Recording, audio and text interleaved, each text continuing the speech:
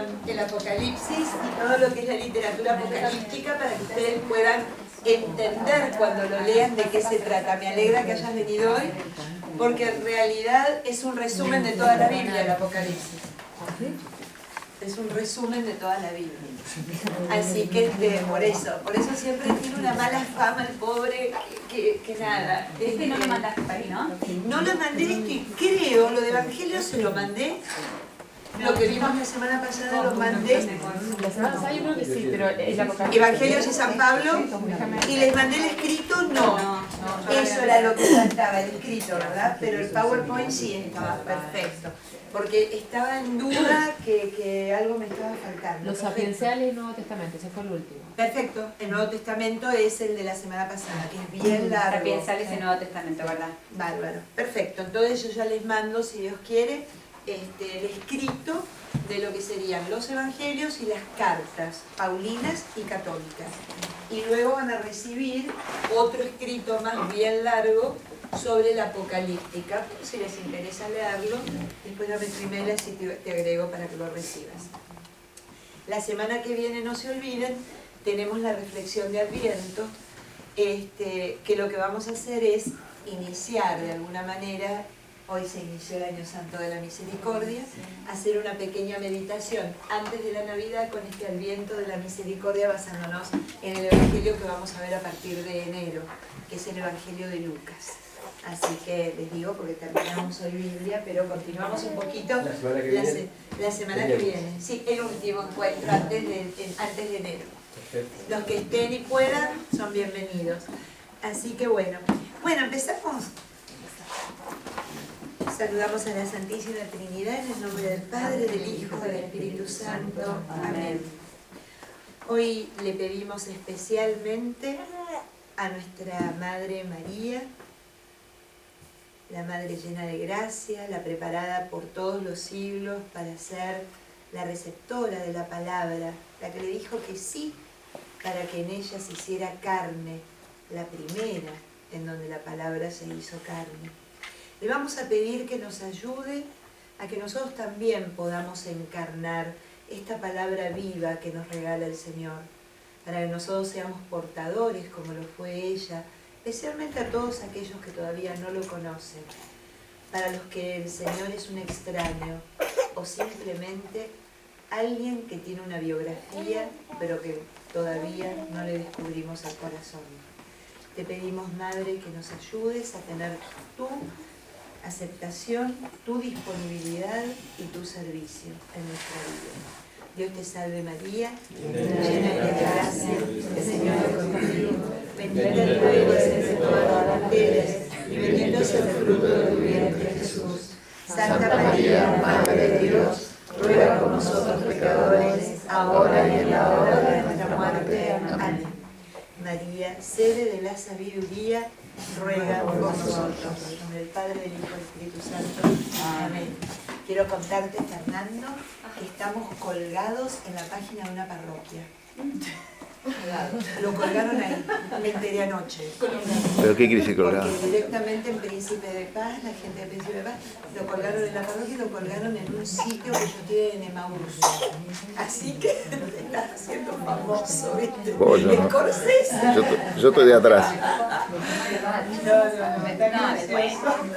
Ayer anoche llegué y dije, ay, ¿sabes qué? Porque empezó una. Bueno, vamos a ver qué es el Apocalipsis. Nosotros puse Apocalipsis de San Juan porque es el último de los libros que forman el compendio que acabamos de terminar hoy de las Sagradas Escrituras de la Biblia. Es el último de los libros, ¿no? El último libro que aparece editado. Pero la Apocalíptica... ¡Ah! Tenemos un cuadernito ahí. Sí. Hola. Es que yo quiero ver quién está hablando. Pero en realidad la Apocalíptica aparece en varios libros del Antiguo Testamento también. La Apocalíptica es digamos, un movimiento, una expresión que arranca allá por el siglo I a.C. y se se prolonga, ¿no? Un poquito antes del siglo I, se prolonga un poco más del siglo I después de Cristo. Pero vamos a empezar por el principio, como corresponde para poder entender muy bien.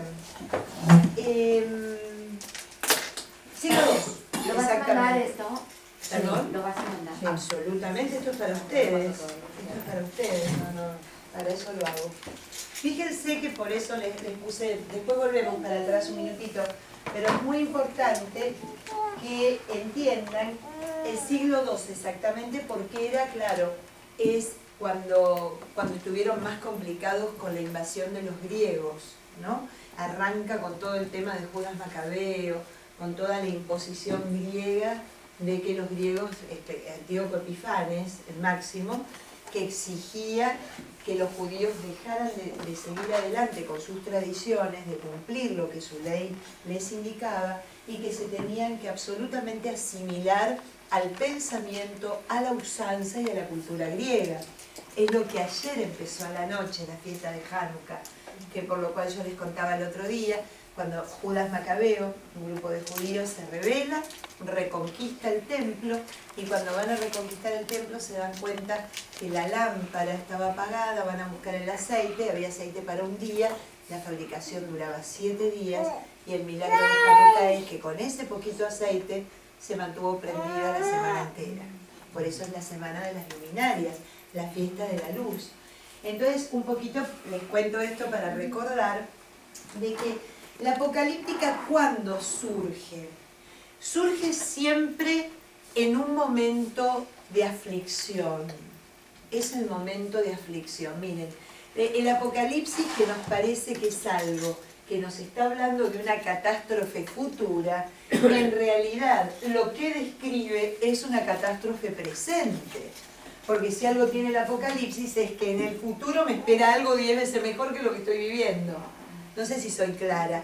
Lejos de ser algo que me conduce al temor, es algo que despierta mi esperanza. Y fíjense lo que significa. Viene de esta palabra, apokaliptein, que significa quitar el velo. Si yo lo pongo en un verbo mucho más sencillo que quitar el velo, digo que significa revelar. Por eso en inglés tiene el nombre más correcto que podríamos tener de ese libro, que es Revelación, Revelation. No le dicen Apocalipsis, le dicen Revelation. ¿Y por qué? Porque es lo que yo les contaba.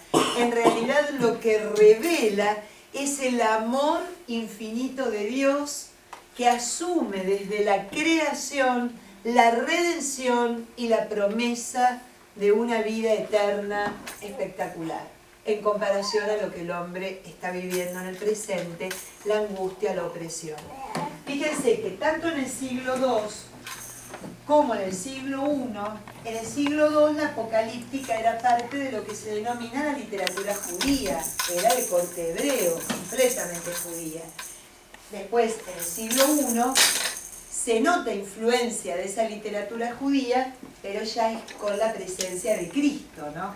Ya no solo se revela la presencia del Señor, sino que la esperanza es en el Señor. Este cielo nuevo y esta tierra nueva que Él inaugura y que me invita como una criatura nueva a vivir y a poder disfrutar de alguna forma.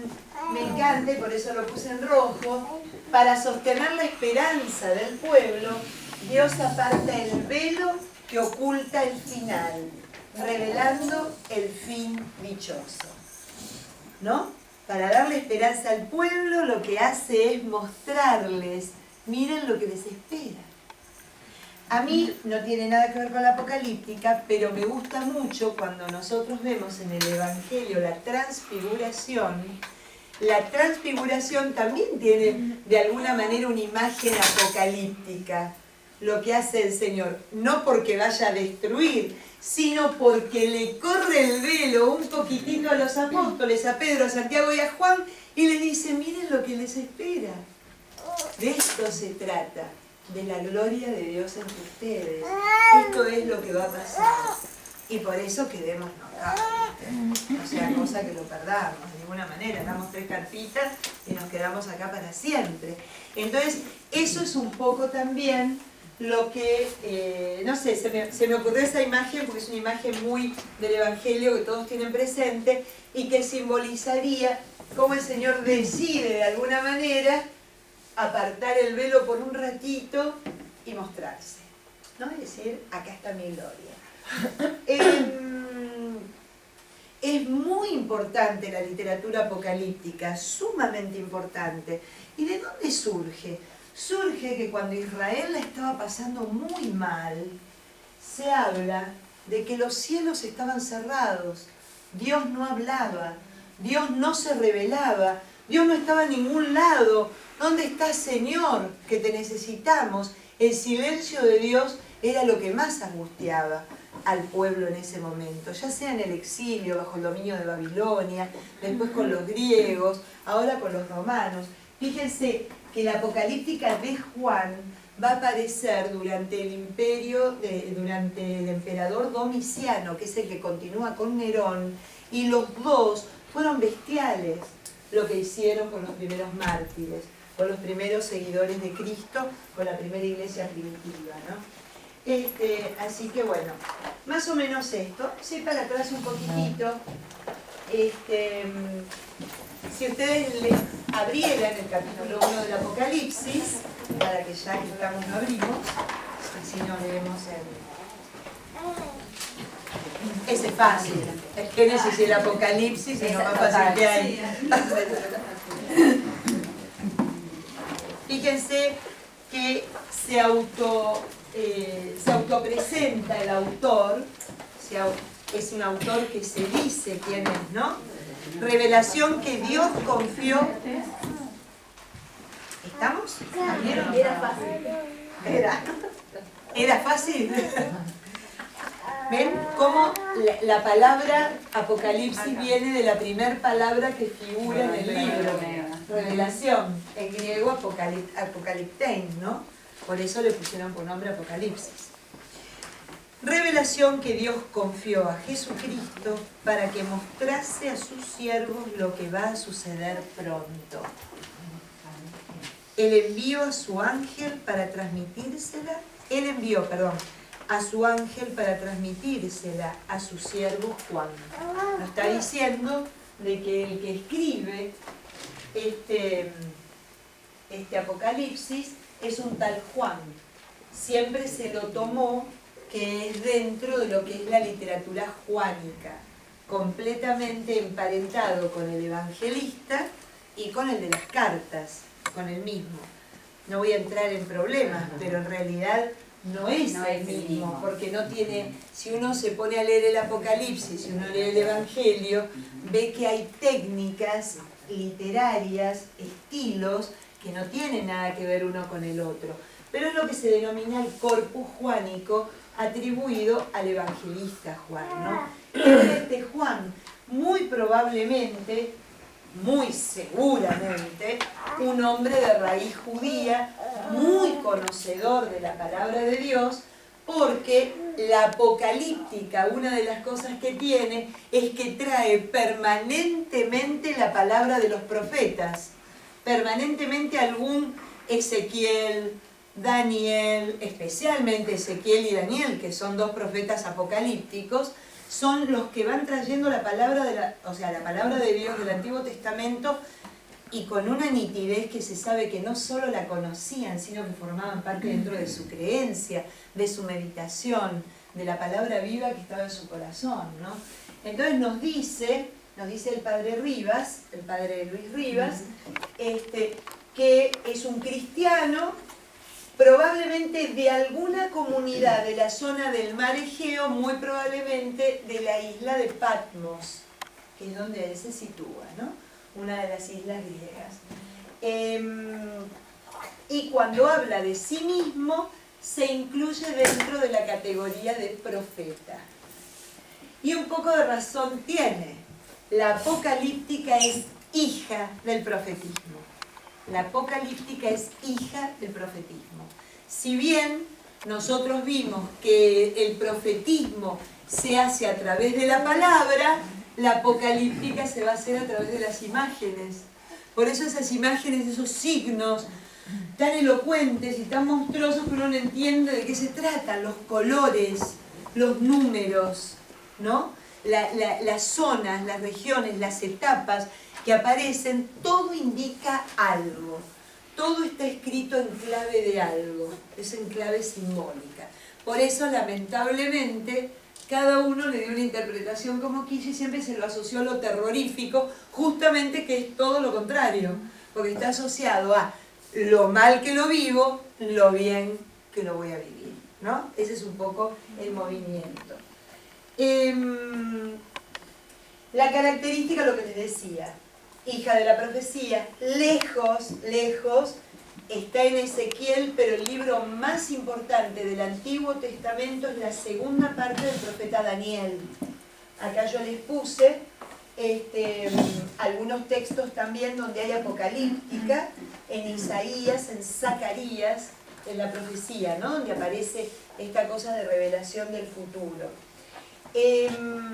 Claro, el profeta que escribe, ¿ven? Con la apocalíptica se realiza el gran paso del profeta que habla al profeta que escribe.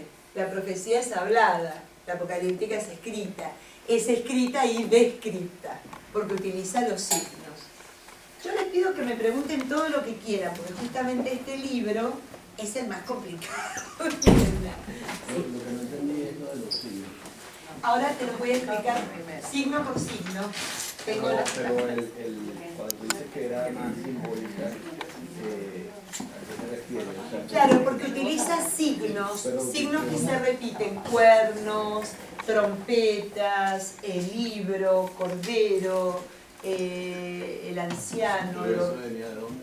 O sea, de la apocalíptica judía. Eso mismo, vieron que los últimos domingos anterior a Cristo Rey y con Cristo Rey inclusive se estaba leyendo el libro del profeta Daniel, que se hablaba de toda una puesta en donde él vi los cielos abiertos y vi como un hijo del hombre que descendía de las nubes, ¿no? Y en otro estaba frente al trono del anciano, rodeado por un montón de hombres con sus vestiduras blancas, que son... Todas esas son imágenes apocalípticas, por lo que indican de alguna manera el final de los tiempos y el grupo de los justos y los santos frente a Dios y a su Cordero, ¿no? Entonces, por eso yo les decía de signos, tiene toda esta cosa. ¿Saben que también Mateo, dentro de los evangelios, es un evangelio apocalíptico? Y es lógico, porque Mateo es un evangelio judío y está muy influenciado por la apocalíptica. Tiene partes, tiene capítulos que son realmente de literatura apocalíptica, especialmente los últimos capítulos del Evangelio. ¿Te quedó más o menos claro? Ahora lo vas a entender mejor cuando vayamos a los signos.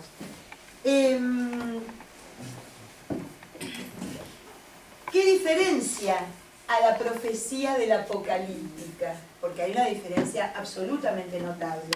Los profetas se están ocupando del presente.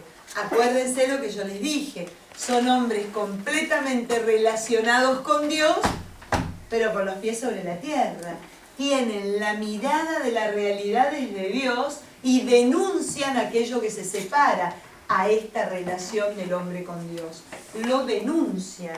El profeta es el que vive denunciando todo aquello que se interpone entre el camino del hombre con su Dios.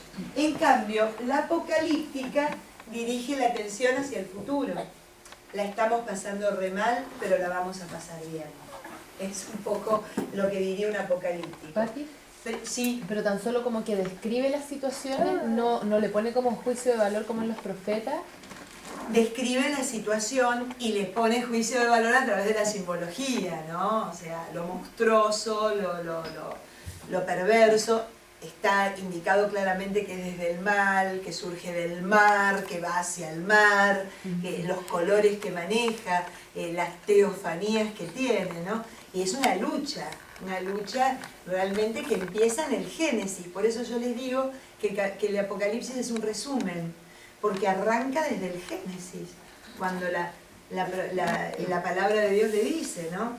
Que tu pie aplastará su cabeza. Y de ahí arranca la figura que va a ser el capítulo más importante para nosotros, el 21, cuando la mujer que da a luz el niño vence a la serpiente. Las dos figuras del Génesis que se repiten al final del libro, ¿no? Como dando conclusión, como dando cierre, como dando cumplimiento de lo predicho, ¿no? O sea que hay como una suerte también de esto está bien, esto está mal, y es el bien y el mal, ¿no? Pero ojo, cuando yo hablo del bien y el mal, nosotros podemos caer en la tentación de pensar de que son dos fuerzas iguales que están en pugna. Nunca.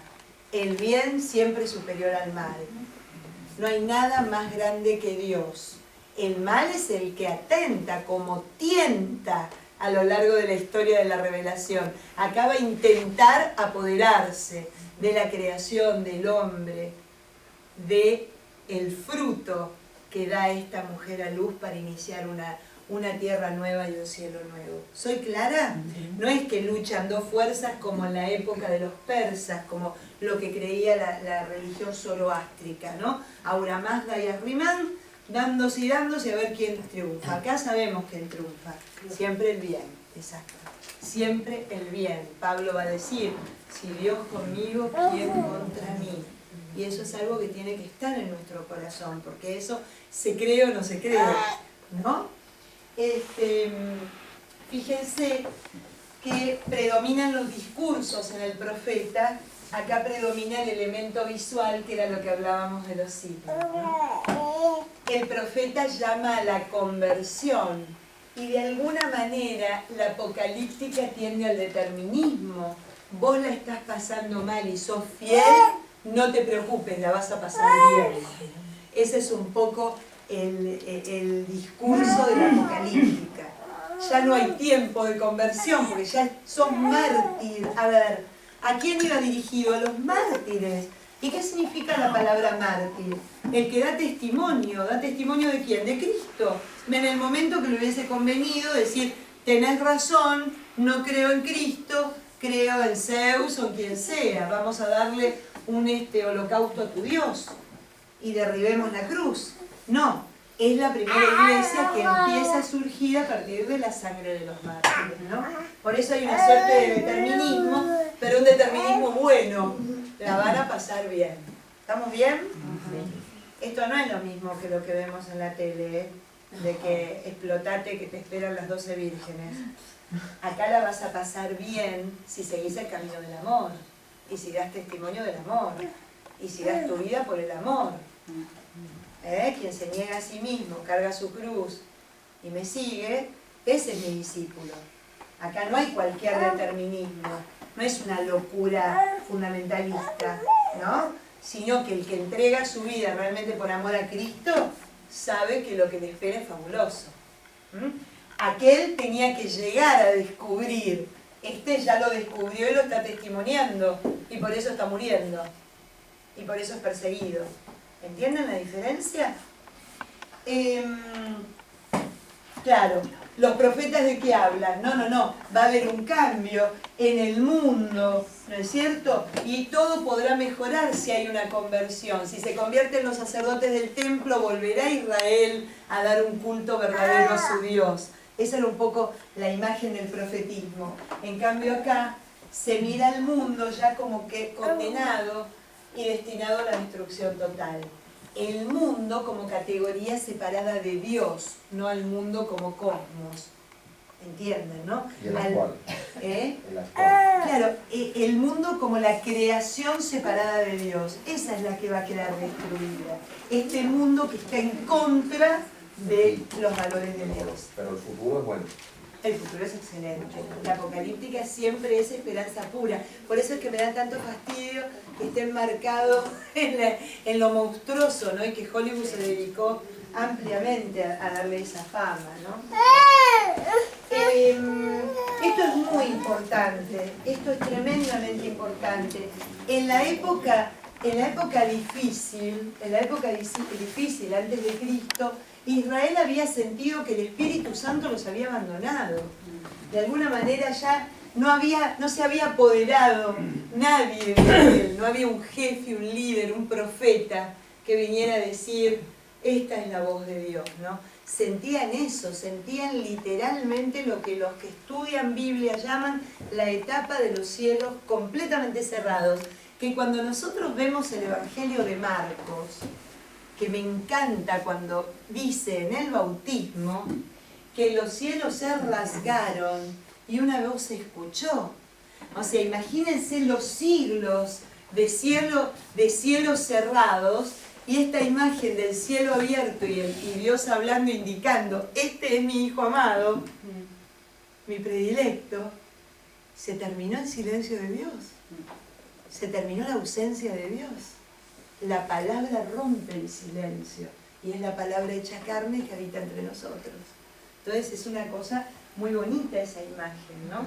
Fíjense que esta ausencia del Espíritu Santo en un líder judío le daba a Israel el problema de que no tenía existencia, porque si en algo podemos identificar al pueblo de Israel, que es el pueblo de la palabra de Dios, es el pueblo de la revelación, es el pueblo donde Dios le dijo, andate de tu tierra, vení para acá, andá a liberar a mi pueblo que está en opresión en Egipto, por favor caminen por otro lado a través de los profetas. Siempre es el pueblo de la palabra de Dios, y acá no, acá sentía que Israel ya no existía al no existir esta presencia del Espíritu Santo. Exactamente es así. La apocalíptica tiene la característica que tiene una visión tremendamente pesimista del presente. El presente no va a cambiar. Lo que va a cambiar es lo que Dios tiene preparado para nosotros en el futuro. Esa es un poco la visión, es pesimista del presente, ¿no?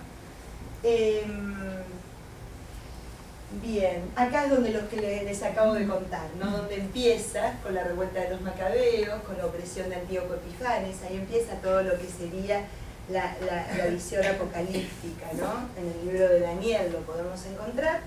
Y después en el 63, cuando empieza, en el 63 a.C., Palestina, Tierra Santa, es conquistada por Pompeyo. Entonces es metida dentro de lo que es el Imperio Romano. Fíjense que casi muy poquito tiempo antes de que empiece la era cristiana, ¿no?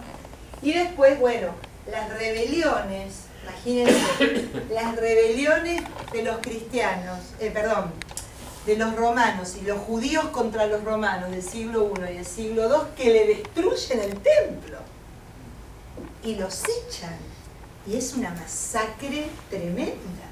Nada más pensar lo que ocurrió en Masada, ese bastión que se refugió en ese montículo en el medio del desierto, de la nada, y que resistió por años, ¿no? El embate del Imperio Romano y cómo terminaron todos muertos, es una cosa que uno entiende por qué escribieron lo que escribieron. La estaban pasando horrible. Cuando uno la está pasando muy mal, hasta en el cine aparecen las películas de tono apocalíptico. En la época donde vemos que el mundo está de patas para arriba, los valores están cambiados y realmente devaluados, literalmente, uno ve que aparece literatura apocalíptica, en el cine de catástrofe ahora, exactamente, con todo lo que está pasando con el ISIS, ya estamos por terminar. Imagínense cuando el Imperio Romano, antes de ser cristiano, había prácticamente destruido y perseguido a la iglesia, los bárbaros tenían un poder absoluto, lo que sentirían esos cristianos, que todos, por lo cual habían vivido, lo que habían luchado, por lo cual habían dado su vida, se estaba terminando. ¿Y cómo surge? ¿Cómo surge? Porque no depende de nosotros. Eso sí es la providencia de Dios que nos lleva sobre su mano y nos cuida y está junto a nosotros. El tema es que a veces no lo dejamos actuar y queremos nosotros actuar en lugar de Él, ¿no? Así que bueno, ¿cómo se denomina la literatura apocalíptica? Inclusive hay un libro que se llama de esta manera, Intertestamento. ¿Por qué? Porque es justamente la literatura que surge entre el Antiguo Testamento y el Nuevo Testamento. Es lo que domina los dos libros, la Primera Alianza y la Segunda Alianza. Por eso la literatura apocalíptica tiene el nombre de intertestamento, como una cosa que está en el medio. Una cosa que... ¿Perdón? ¿Está muy complicado el libro? No, al contrario, es un cuadernillo de verbo divino espectacular. Lo que pasa es que te tiene que interesar el tema bíblico, ¿no? De nuevo, la apocalíptica no es Hollywood, es la revelación de Dios desde el Génesis hasta este momento, que lo que te va mostrando es cómo se van actualizando las promesas que Dios fue haciendo a lo largo de todos los tiempos. Entonces, fíjense, eso es genial. ¿Por qué intertestamento? Porque las promesas, ya vamos llegando al tiempo, vamos llegando al tiempo, el tiempo llegó para el cristianismo, para el judío no, para el cristiano sí, pero comienza una etapa de persecución y de martirio por creer en este Dios, ¿no? Así que, por eso, es muy, muy, muy interesante. Esperen que quiero ir acá. Las características, para que les vaya quedando un poquito más claro, es el simbolismo. Hay una tendencia a contar la historia a través de los símbolos. Se cuenta la historia a través de los símbolos. Los monstruos,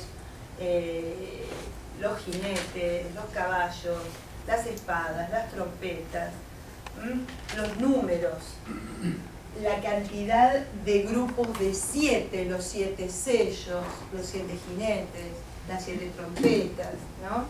Los 3 y los 4, los 10 y los 1000. Después de 1000 años de destruido vendrá... Sí. Patricia, ¿no era también que se hablaba a través de los signos, porque como los cristianos estaban tan perseguidos, La revelación. le hablaban a través de los signos para darle esa esperanza? Sí, aparte que era también de alguna forma para que no fueran descubiertos. Claro. Eso también se prolonga en la literatura cabalística. A mí me encanta la Kabbalah verdadera. La Kabbalah es parte del misticismo judío. No es la Kabbalah de la cintita roja, como digo siempre. Es la tradición a través de la revelación de la palabra que estaba inmersa en un momento de mucha persecución y de odio racial. Entonces, ¿qué hacían? Escribían a través de combinaciones de letras y números para dar a entender lo que tenían que aprender como judíos. Entonces, cuando vos agarras un libro de Cábala, obviamente después dijeron todas las cosas que dijeron. Se pensaron que era un libro de magia, pero en realidad tenía la finalidad de transmitir la enseñanza de Israel a través de un arcano, a través de algo que solo ellos podían develar. ¿Por qué? Para evitar que cuando entraran a una casa dijeran, están estudiando la Torá, vayan todos presos o los matamos a todos. Claro. ¿Soy clara? Pero entonces, como la Torá escrita en clave. O sea, la apocalíptica tiene esa función también, de que a través del símbolo da a entender. Aparte, vamos a decir las cosas como son. Un signo como una acción habla más que varias palabras, ¿no? Vos ponés un pez en la época romana en la puerta de tu casa y lo que indica es que es una familia cristiana. Y no tenías necesidad de poner, acá somos cristianos, el pez. Entonces, eso es lo que, la semiótica, ¿se acuerdan que yo les contaba el otro día lo que simbolizaba la higuera? Que era el libro de la alianza, como dice el Evangelio de Juan, pero cuando nos podan somos más frondosos. Entonces, ¿entienden cómo el símbolo se convierte realmente en una historia propia? ¿Soy clara? ¿No? Bueno, eso es a lo que apunta. Los números. El 3 es un número bíblico por excelencia, es la manifestación de Dios, la manifestación del poder de Dios. Después del 3 hay algo que pasa siempre. El 40, ¿se acuerdan que es cambio rotundo? Hay algo que está por cambiar completamente. Hay una conversión, no después del 40. El 7 es la plenitud, el número de la perfección. Y el número de la plenitud abarca todo. El 12 también, la completud, ¿no? El 12 vendría a ser como la totalidad de la creación. Los 12 planetas, los 12 meses. Objetos. Si uno agarra el Apocalipsis va a encontrar lleno de coronas, cuernos, copas, trompetas, terribles bestias. lo que simboliza, ¿no? Los objetos. El color, rojo, negro, blanco, cada cosa simboliza algo diferente. El tiempo dividido en periodos iguales es como una cosa muy simétrica. Es como un periodo que se tiene que dar simétricamente, es una cosa bien apocalíptica, ¿no? ¿Por qué? Porque lo que se habla de que el tiempo es perfectamente dividido porque Dios es el Señor de la historia, no dejó nada al azar. Esto trajo mucha confusión y esto trajo la creencia de los milenaristas, que después de tanta cantidad de miles de años iba a desaparecer el mundo, venía la parucía de Cristo, ¿no? Porque lo tomaron en forma literal, sin darse cuenta que era un elemento propio de la literatura apocalíptica. Cuando no se sabe, uno hace lío. Es tal día, es tal hora, y va a pasar en tal lugar, en el valle, el Armagedón, ¿no? Ahí en el valle Ginón. No, a ver, no. Es todo que es mucho más profundo que lo que está escrito. El autor de la Apocalíptica se coloca siempre viviendo una época anterior, pero mirando hacia el futuro. Y de alguna época se coloca como viviendo una época anterior, por ejemplo, vive una época anterior a la época griega, pero describe lo que está viviendo en el presente a través de lo vivido en el pasado, pero con miras hacia el futuro. ¿Soy clara? Describe una dolencia por otra dolencia vivida mucho antes, pero esa dolencia que se vivió mucho antes, qué bien que termina. Esto es lo bueno que nos espera, ¿no? Es lo que se llama historiografía de alguna manera.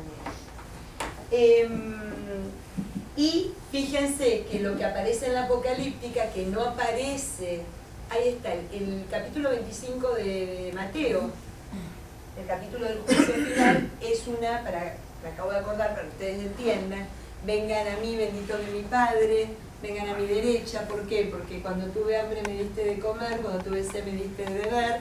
La Apocalíptica tiende, y con esto te contesto, María José, a lo que es el juicio final, la separación de los que vivieron fieles a los que vivieron infieles de alguna manera. Los colores, miren lo que significa. El blanco, por supuesto, victoria, pureza, ¿no? Lo divino, lo glorioso. El rojo, asesinato, violencia, martirio.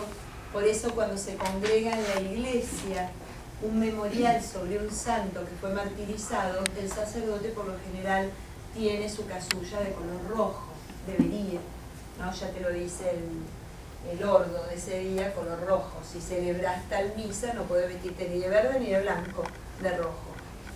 El negro, por supuesto, la muerte, la impiedad, la ausencia de luz, la ausencia de Dios. Los números, miren qué cosa más curiosa. Si el 7 es la perfección y la plenitud, el 3,5 es la imperfección. Y habla mucho del 3,5, 3 días y medio, ¿no? Habla de la imperfección, del sufrimiento, de la prueba. El 4, también en la Cábala es así, indica los 4 puntos cardinales, ¿no? Los 4 puntos de norte, sur, este y oeste, o sea, el mundo, el cosmos, lo creado. El 7, lo que les decía, la perfección. 12, Israel, apóstoles, y 1000 es incontable. ¿Y por qué les digo de esta forma? Porque nuestros queridos hermanos, los testigos de Jehová, que dice que son solamente los 144.000 salvados, ni ellos entran, porque ellos son más de 144.000. Entonces tendrían que dejar de promocionarlo, tendrían que cambiar, ay, esto bueno, el mensaje, ¿qué onda se los digo que lo cambien? Porque el problema es cuando agarramos la Biblia y la tomamos en forma literal. Porque ¿de dónde surgen los salvos que se ven en el Apocalipsis, 144.000? De 12 tribus de Israel por 12 apóstoles, que simboliza la antigua alianza más la nueva alianza, multiplicado por 1000, que significa la totalidad, lo incontable, lo infinito. O sea, todos No hay nadie que se pueda quedar afuera salvo que quiera, que decididamente rechace vivir en la gracia de Dios. O hay gente que lo rechaza, y a sabiendas. Yo esto no lo quiero. No, por eso es el único pecado que no se perdona contra el Espíritu Santo. Yo rechazo tu gracia, tu perdón, tu amor, tu ayuda, todo, lo rechazo, no quiero.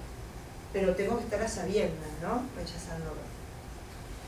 Los objetos. ¿Qué significan los cuernos? El poder, por eso van a ser. Hay una vez que aparecen un montón de cuernos que representan los reyes que hubieron y que oprimieron al pueblo fiel. Cabellos blancos, este hombre anciano con las vestiduras blancas, y los cabellos blancos y largos significan eternidad, algo que no concluye. La vestidura larga, la dignidad real, estamos hablando de Dios que reina, ¿no? Cinturón de oro, poder real. Los carneros son los malvados. Fíjense que Mateo, miren, los corderos y los carneros, ¿no? Los cabritos, ¿cómo es que dice? Separa los dos animalitos. Los carneros son los malvados en este caso.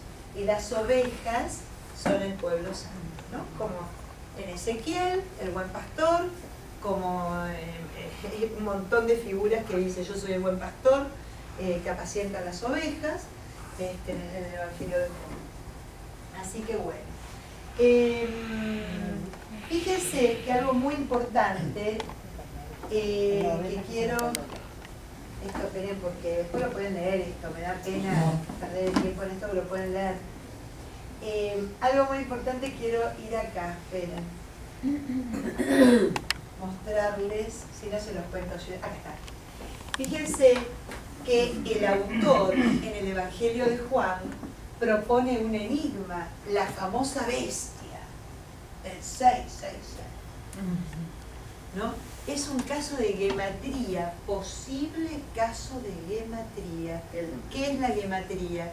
Cuando la suma del valor de la palabra, de la letra, la suma de cada letra tiene un valor numérico, da, cuando se suma, el nombre de Nerón. De Nerón. Entonces la bestia, que era la encarnación de Satán, de aquel que se opone a Dios, Satán es el fiscal, se opone a Dios porque es el que permanentemente está mostrando la culpa, está mostrando de esto no se sale, sos culpable, no vas a salir hasta que no cumplas tu condena, mientras que se enfrenta al Paráclito, a este Espíritu Santo, a este Dios que nos hace inocentes por su sangre y por su redención. Me dice, no lo escuches, porque vos podés. ¿Estamos?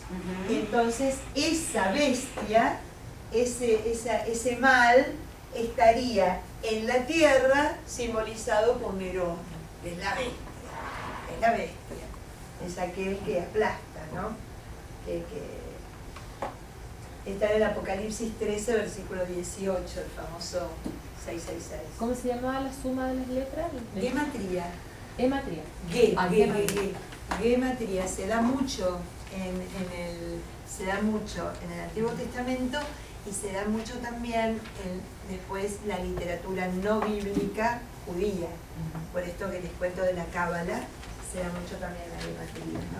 Acuérdense que las letras judías, las letras hebreas tienen valor numérico, son letras y números al mismo tiempo. Entonces también eso ayuda a que se pueda hacer esa combinación. ¿De qué trata? Por ejemplo, ahora me voy para atrás un minuto. Fíjense que tiene dos grandes partes. La primera parte es una visión preliminar de Juan y la carta a las 7 iglesias, ¿no? Cuando Juan está hablando de que le escribe a las 7 iglesias son a todas las iglesias que había hasta ese momento. La plenitud de las iglesias. Utiliza el número 7, acá es un ejemplo, para indicar todas las que estuvieran en ese momento fundadas y en funcionamiento.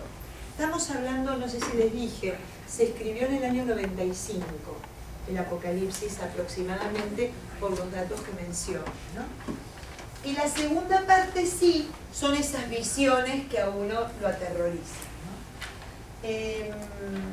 Y algo muy importante. El padre Rivas en su libro dice que aparentemente todo el Apocalipsis estaría enmarcado como en una suerte de tiempo litúrgico, como si hubiese sido una liturgia, una celebración. Y se dan cuenta porque tiene el aspecto de ser textos que lo leía una persona hacia toda y la comunidad entera lo escuchaba. Y contestaba con himnos que también aparecen en el Apocalipsis.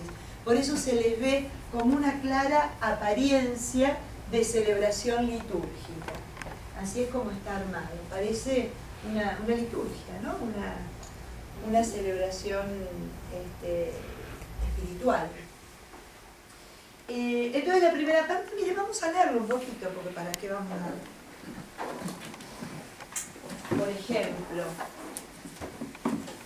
vamos a esta introducción solemne que es preciosa, en el capítulo 5. Perdón, mientras ustedes van dando vuelta a las hojas, fíjense cómo empieza, ¿no? A la iglesia de Éfeso en el capítulo 2, a la de Esmirna, Pérgamo, Tiatira, Sardés, ¿no? A la de Filadelfia, a la Odisea.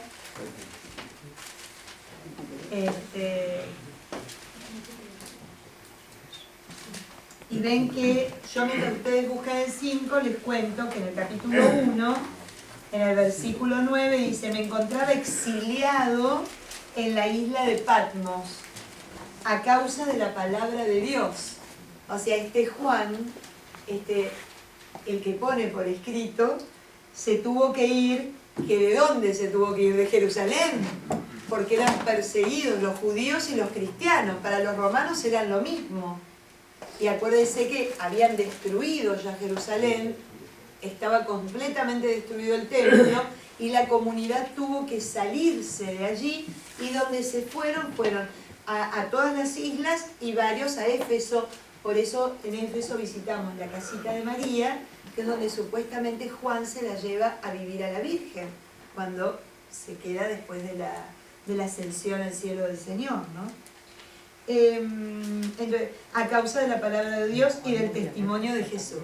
O sea, fue perseguido por eso, ¿no? ¿Dónde estás, Patri? No, estaba leyendo el capítulo 1, que yo les dije lo de Patmos. Sí, sí.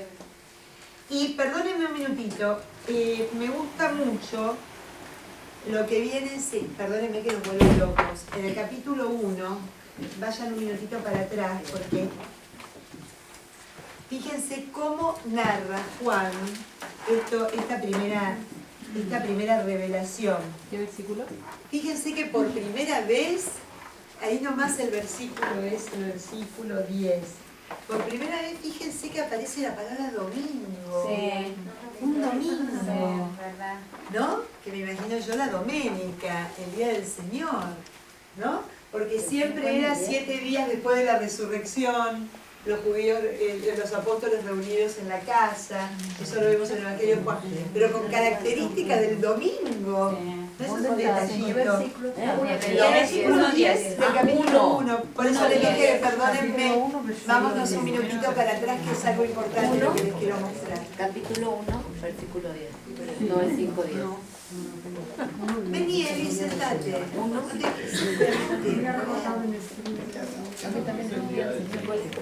Dice el día del Señor. Acá dice un domingo. Claro, la doménica. El día del Señor. A mí me dice el día del Señor. El día del Señor. El día del También Señor. dice. Seguimos un poquito. Se apoderó de mí el Espíritu, y escuché detrás de mí una voz potente como de trompeta. Ahí empiezan los signos, ¿no?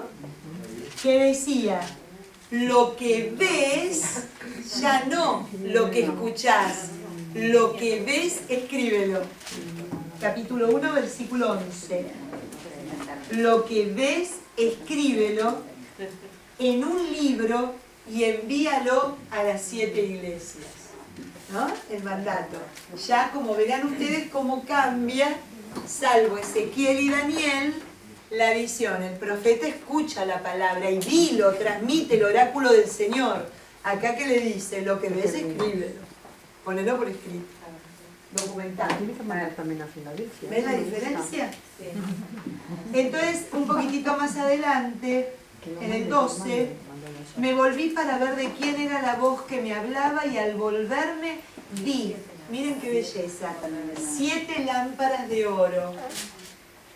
7 lámparas de oro y en medio de las lámparas una figura humana, vestida de larga túnica, el pecho ceñido con un cinturón de oro, lo que les acabo de explicar, cabeza y cabellos blancos como la lana blanca o como nieve, los ojos como llama de fuego, los pies como de bronce brillante y acrisolado, la voz como el estruendo de aguas torrenciales. ¿Ven cómo van describiendo con objetos? La descripción es a través de objetos. En su mano derecha sujetaba 7 estrellas. De su boca salía una espada afilada de doble filo, de Isaías. Su aspecto como el sol brillando con toda su fuerza. Al ver esto caía a sus pies como muerto, pero él, poniéndome encima la mano derecha, me dijo, no temas, no temas, soy el alfa y el omega, el primero y el último, el que vive. Estuve muerto y ahora ves que estoy vivo por los siglos de los siglos, y tengo las llaves de la muerte y el abismo. Escribe lo que viste, lo de ahora y lo que sucederá después. Este es el símbolo de las 7 estrellas que viste en mi mano derecha y de las 7 lámparas de oro. Las 7 estrellas son los ángeles de las 7 iglesias y las 7 lámparas son las 7 iglesias. Es una belleza. Yo quiero que se les vaya el miedo. Lo estoy logrando. Ya tú misma lo enviaste. ¿Eh? Tú misma Ya lo miré todo. Mandalo a Charlie. Tiene la llave, sí, es el Señor, por eso el piso final en Mateo. Ya está, pero no me dijo, ojo lo que quieres mandar. Sí, está hablando, esa es la descripción de Jesús, sí, la visión. Estuve muerto, pero no, estoy vivo. Es el único que resucitó. Primero el último y después muerto. Exacto, soy el alfa y el omega, la famosa frase que se dice en la Pascua. Tú eres el alfa, el omega, ¿no? Cuando están poniendo el cirio pascual.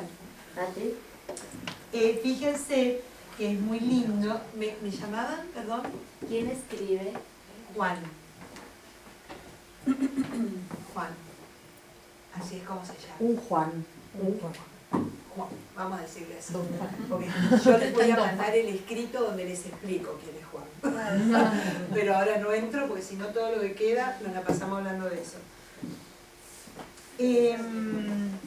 Capítulo 5, vamos a ir al versículo 10 para ver de qué se trata. Dice, un poquito antes, ¿no? Que es tan lindo. Bueno, acá tienen un himno, ¿ven? Acá tienen un himno que empieza en el versículo 9 del capítulo 5. Dice, cantaban un cántico nuevo, todo es nuevo en el Apocalipsis. Eres digno de recibir el rollo y romper sus sellos, porque fuiste degollado y con tu sangre compraste para Dios hombres de toda raza, lengua, pueblo y nación. Hiciste de ellos el reino de nuestro Dios y sus sacerdotes y reinarán en la tierra.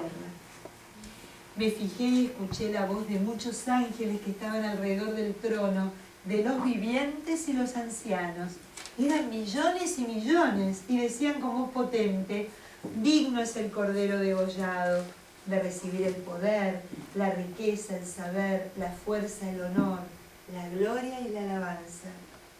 Y escuché a todas las criaturas, cuanto hay en el cielo y en la tierra, bajo tierra y en el mar, que decían, al que está sentado en el trono y al Cordero, la alabanza, el honor y la gloria, el poder por los siglos de los siglos. Y fíjense qué detallito empieza el versículo 14. Los 4 vivientes. ¿Quiénes son los 4 vivientes? 4 estaciones. Los 4 evangelios. Los 4 evangelios. ¿Se acuerdan que cada evangelio, en los 4 vivientes que tienen, respondían amén y los ancianos se postraban a orar? Y los 24 ancianos. Los 24 ancianos se pusieron de rodillas. Sí, porque Ah, los ancianos se pusieron adorando. Tú no dice. porque al principio habla de 24 ancianos. El capítulo 6 dice, vi al Cordero que abría el primero de los 7 sellos y oí uno de los 4 vivientes que decía con voz de trueno, ven. Vi un caballo blanco y a su jinete con un arco. Le pusieron una corona y salió vencedor para seguir venciendo. Si ustedes leen, es todo en símbolo, o sea, todo, es lo que yo les explicaba hace un ratito, todo a través de símbolos, ¿no? Bueno, me gustaría seguir un poquito más porque hay un montón de cosas lindas, bueno, es lo que acabamos de Una leer. pregunta, perdón. Todo a través de símbolos, pero esto supuestamente es algo que él escribió lo que estaba viendo. Claro, de acuerdo a lo que dice la revelación, escribe lo que ves. Son visiones, como las que tuvo Daniel. La última parte del libro de Daniel es el libro de las visiones de Daniel. Por eso es el libro apocalíptico del Antiguo Testamento por excelencia. Pues son las visiones lo que escribe, ¿no? Eso es lo que es la diferencia del profeta que pone por escrito, o mejor dicho, no pone por escrito, habla de lo que escucha. Primero habla de lo que primero escucha y luego habla de lo que escucha, ¿no? La característica. Pero estos son 7 sellos. Exacto, es lo que les quería contar, que aparece el grupo de los 7 sellos, 7 trompetas, y lo que representan son los castigos anunciados a Israel, las plagas de Egipto, castigos que no caen sobre todos, sino sobre solo una parte, sobre aquellos que no se mantuvieron fieles a la alianza con Dios, ¿no? Por eso el juicio, por eso el bien y el mal, o sea, el juicio final, ¿no? Estos son los que merecen, estos no, de acuerdo a cómo vivieron, ¿de acuerdo? Por eso la Iglesia sostiene de que hasta el último momento de nuestro aliento, hasta el último aliento, nosotros nos podemos convertir, pero después de eso ya no se puede hacer más nada. Lo hecho está, diría Poncio Pilato. ¿Entienden un poquito? Fíjense que algo que les quería mostrar en el capítulo 6, miren qué interesante, desde el versículo 9 al versículo 11 inclusive, es una expresión, una descripción de los mártires. Cuando abrió el 5.º sello, vi con vida, escuchen, vi con vida debajo del altar a los que habían sido asesinados por la palabra de Dios. Ahí está la esperanza. El mártir que da testimonio tiene su recompensa, está vivo, no está muerto. Y por el testimonio que habían dado, gritaban con voz potente, Señor santo y verdadero, ¿cuándo juzgarás a los habitantes de la tierra y vengarás nuestra sangre? Entonces les dieron a cada uno una vestidura blanca y les dijeron que esperaran todavía un poco hasta que se completase el número de los hermanos que en el servicio de Cristo iban a ser asesinados como ellos. Esperaron que los otros mártires. Claro, a los otros mártires, otros testimonios, otros testigos, que no era el tiempo aún. Fíjate, ahora deben estar llamando a toda velocidad. Estoy eligiendo, porque la verdad que, imagínense que el Apocalipsis lo vi, no sé, más o menos un mes entero, en una hora. Estoy buscando los puntos más que más o menos ustedes, yo sé que le hacen ruido. Por ejemplo, hasta el capítulo 10, el capítulo 7, el capítulo 8, es como que está dedicado a todo lo vivido en la antigua alianza, ¿no? Por el pueblo de Israel en la antigua alianza, lo que veíamos, ¿no? El grupo de los